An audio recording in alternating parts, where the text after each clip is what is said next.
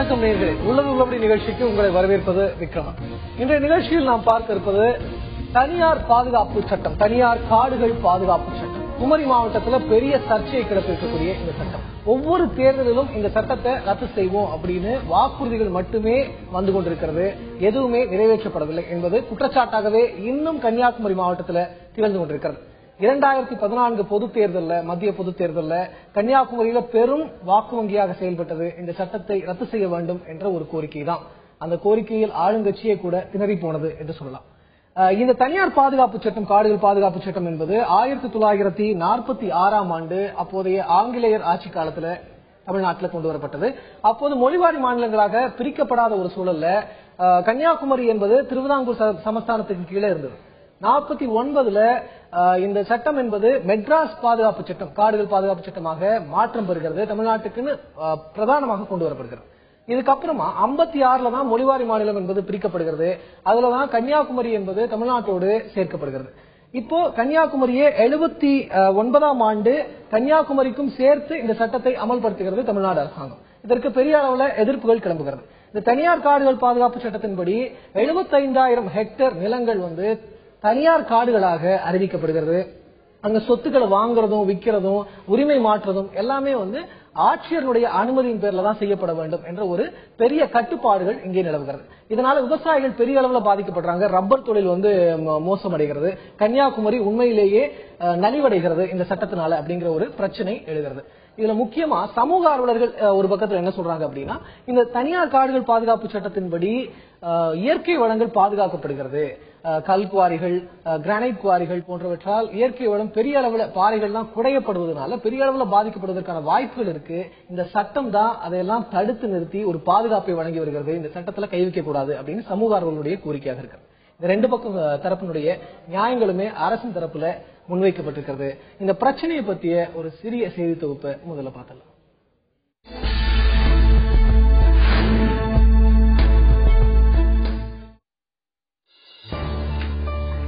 தனியார் காடுகள் பாதுகாப்பு சட்டம் 1946ஆம் ஆண்டு ஆங்கிலேயர் ஆட்சி காலத்தில் அறிமுகமானது. இச்சட்டத்தில் திருத்தம் செய்யப்பட்டு 1949இல் மெட்ராஸ் தனியார் காடுகள் பாதுகாப்பு சட்டம் என சட்ட வடிவம் பெற்றது. ஜமீன்தார் முறை இருந்தபோது மரங்கள் அழிப்பை தடை செய்யும் நோக்கில் கொண்டுவரப்பட்டதுதான் இச்சட்டம். மொழிவாரி மாநிலங்கள் பிரிக்கப்பட்ட பிறகு குமரி மாவட்டத்தில் தனியார் காடுகள் பாதுகாப்பு சட்டம் 1979ஆம் ஆண்டு கொண்டுவரப்பட்டு அதனை 31 ஆண்டு காலம் நடைமுறைப்படுத்தாமல் திடீரென்று 2010ஆம் ஆண்டு அமல்படுத்தப்பட்டது. இதன் மூலம் 1979ஆம் ஆண்டுக்கு பின்னர் 2010ஆம் ஆண்டு வரை பதிவு செய்யப்பட்டு சுமார் 3.5 லட்சம் ஆவணங்கள் செல்லுபடியாகாத ஆவணங்கள் என அறிவிக்கப்பட்டன.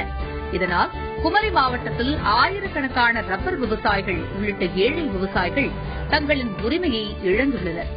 1979, 1980, 1982, 2002ஆம் ஆண்டுகளில் ஆட்சியரின் அறிக்கை மூலமாக 75,000 ஏக்கர் பட்டா நிலங்கள் தனியார் காடுகள் என அறிவிக்கப்பட்டன.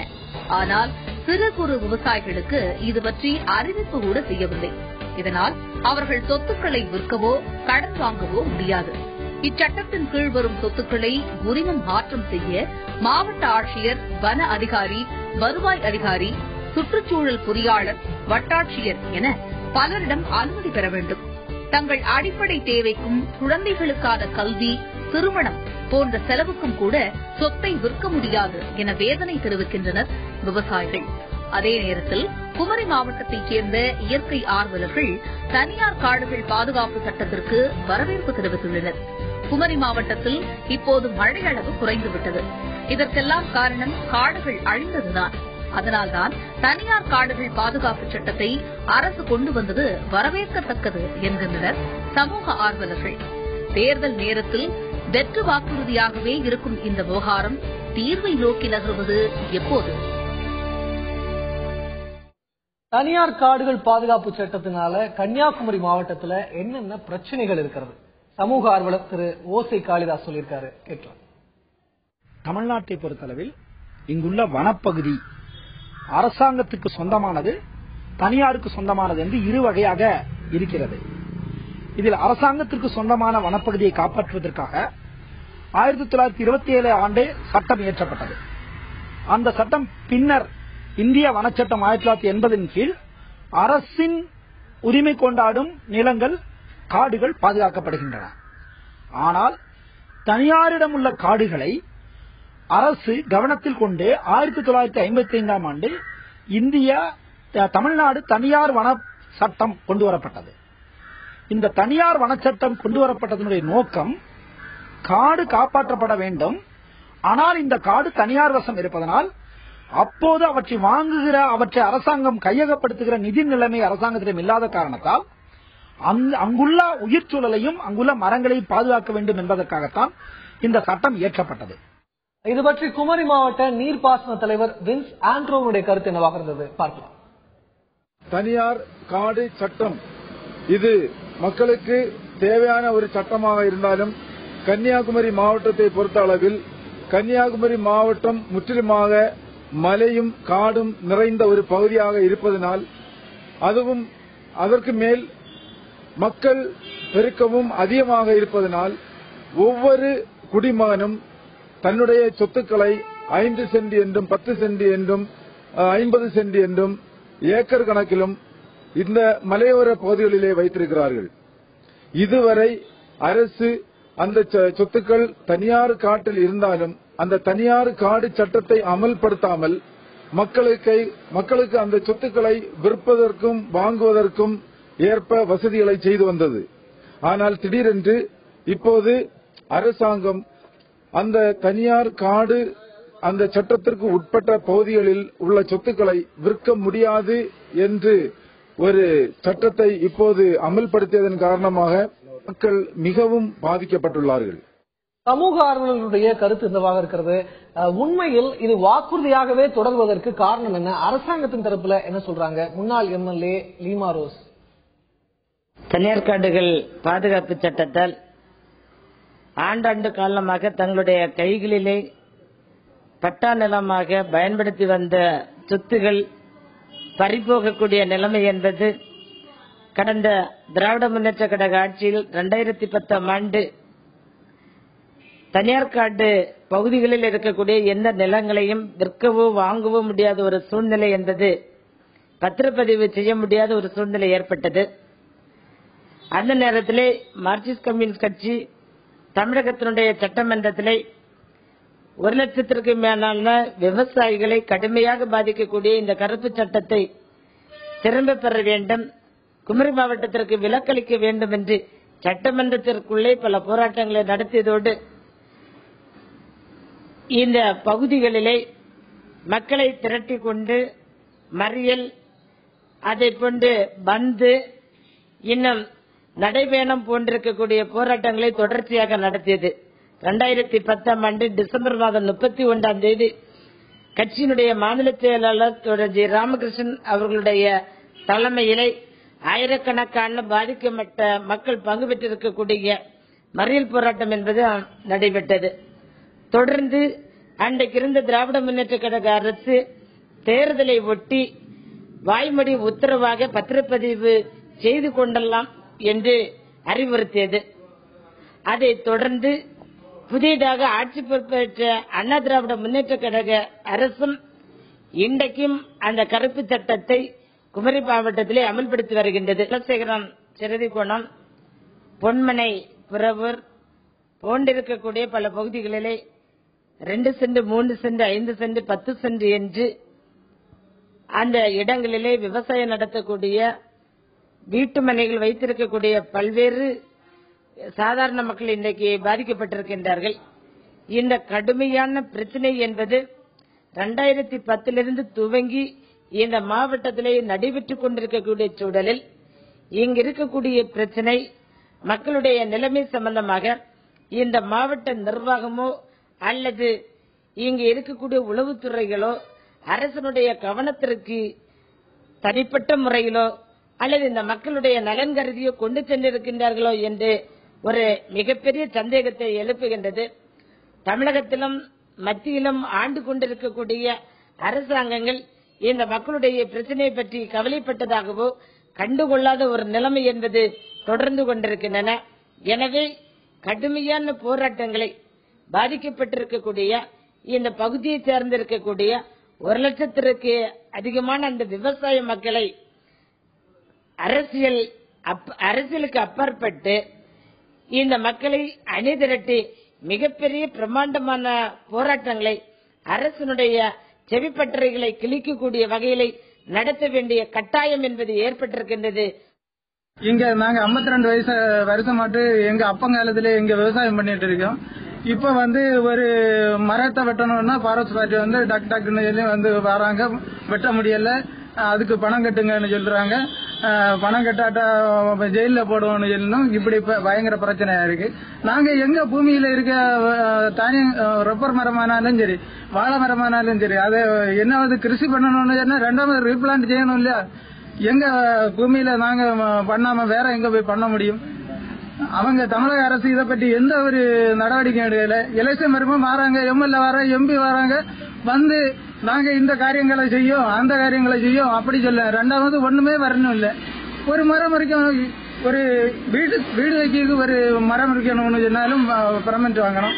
எங்க வாங்குக்கு யாரு அதிகாரிகிட்ட வாங்குக்கு? எந்த அதிகாரிகிட்ட போய் கேட்டாலும் இன்னைக்கு பாரத் கிட்ட போனா பாரத் சொல்லுவேன், வில்லேஜ்ல போங்க, வில்லேஜ்ல போச்சுன்னா பாரத் போங்க சொல்லுவேன். இப்படி எங்களையே ரொம்ப கஷ்டப்படுத்திட்டு இருக்காங்க. குலசேகரன் என்ற பகுதியிலே சுமார் வனத்திலிருந்து 10 கிலோமீட்டர் கவர்மெண்ட் கையகப்படுத்த நோட்டீஸ் ஃபாரஸ்ட் ஒப்படைச்சிருக்காங்க. ஃபாரஸ்ட் இதை பற்றி இவங்க ஏரியாவை அளவு பண்ணி ரெக்கார்டு அனுப்பியிருக்காங்க சென்ட்ரல் கவர்மெண்ட்டுக்கு. இதனால நிறைய விவசாயிகள் பாதிக்கப்படுறாங்க. விவசாயம் பண்ண முடியல, என்னைக்கும் ஒரே டார்ச்சரா இருக்கு. இதனால நிறைய விவசாயிகள் பாதிக்கப்படுறாங்க. சொக்கம் பண்டி போன்ற பொருள்களால் தர விற்க முடியாம போகுது. நிறைய ஆளுகளுக்கு இன்னைக்கு 4-5 பொம்பளைகள் இருக்கும். 10 சென்ட் 20 சென்ட் உள்ள ஆளுகளுக்கு தரையை விட்டு கல்யாணம் பண்ணி கொடுக்க போக முடியாம உள்ள சூழ்நிலையில போயிட்டு இருக்கு. 5 சென்ட் 10 சென்ட் என்று வைத்திருக்கக்கூடிய நபர்கள் அந்த சொத்துக்களை அவர்கள் மருத்துவ செலவிற்காகவோ திருமண செலவிற்காகவோ விற்கவோ வாங்கவோ முடியாத ஒரு சூழ்நிலை ஏற்பட்டுள்ளது. இதனால் பொதுமக்கள் கடும் அவதிக்கு தள்ளாக்கப்பட்டுள்ளார். தனியார் காடுகள் பாதுகாப்பு சட்டத்தினால் கன்னியாகுமரி மாவட்டம் பெரிய அளவிற்கு பாதிக்கப்பட்டிருக்கிறது. இதற்கான தீர்வுதான் என்ன? முன்னாள் எம்எல்ஏ லீமா ரோஸ் சொல்கிறார். இந்த சட்டம் அமலில் இருக்கின்ற காரணத்தால் திருமணங்கள், அதை போன்று உயர் சிகிச்சை, மேல் படிப்பு போன்றிருக்கக்கூடிய தடைபட்டிருக்கக்கூடிய பல சம்பவங்கள் என்பது இந்த பகுதிகளில் ஏற்பட்டிருக்கின்றது. குலசேகரம், அருமனை, களியல், கடையாலுமூடு போன்றிருக்கக்கூடிய மலையோர பகுதியில் கடுமையான பாதிப்பை ஏற்படுத்தி இருக்கக்கூடிய இந்த சட்டம் போதாது என்று இன்றைக்கு காட்கில் கமிட்டியினுடைய கஸ்தூரி ரங்கன் குழுவினுடைய பரிந்துரைகள் இந்த மாவட்டத்திலே அமல்படுத்துவதற்கு, அதை கொண்டு வன சூழியல் வலயம் என்று சொல்லக்கூடிய அளவில் புலிகள் சரணாலயம் என்று சொல்லி 10 கிலோமீட்டருக்கு மேலும் தனியார் பகுதிகளை வனப்புறம்போக்காக மாற்றுவதற்கான முயற்சிகள் என்பது மேற்கொள்ளப்பட்டு வருகின்றது.